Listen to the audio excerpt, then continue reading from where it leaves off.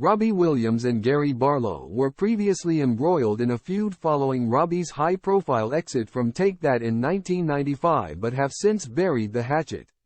Robbie Williams and Gary Barlow exploded onto the scene in the late 90s alongside Take That bandmates Jason Orange, Mark Owen and Howard Donald. During their decades in the limelight, the five have routinely been the subject of publicized feuds, caused national heartache on multiple occasions, and have even participated in iconic reconciliations live on stage.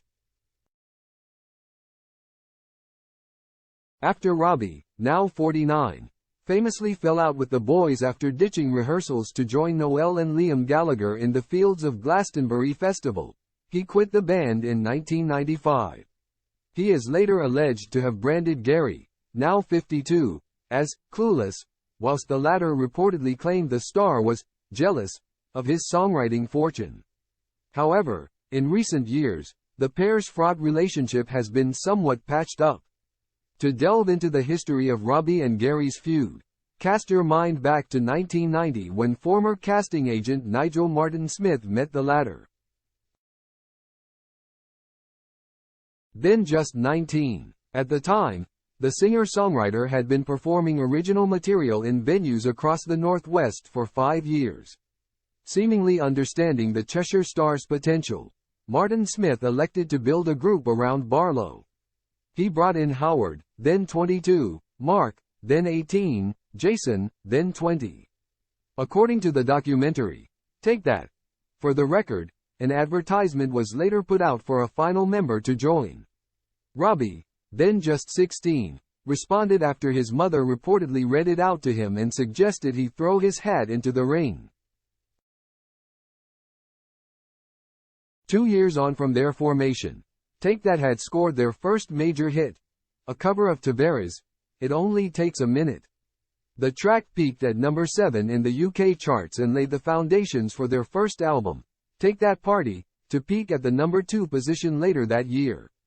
Within 3 years, Take That had released 2 number 1 albums, Everything Changes in 1993 and Nobody Else in 1995, and won 3 Brit Awards, 2 MTV Europe Music Awards, and were one of the biggest bands in the UK. However, behind the scenes, Robbie is said to have been struggling with his role in the five-piece. It's reported that he was frustrated, had been suffering from issues related to drugs and alcohol, and was partying heavily. Following the release of Back for Good in 1995, the Stoke native decided to leave the band. It's said that tensions had grown after the rock DJ singer elected to miss Take That rehearsals to spend time at Glastonbury Festival with Oasis. In 24 Hours with Take That, Robbie later revealed, "The last few months I was a wreck. The night before we all went out, I drank myself stupid. That morning, we rehearsed as normal, but I was drinking an awful lot.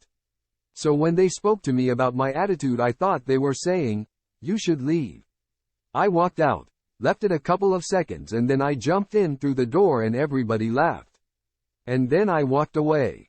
They never thought that would be the last time."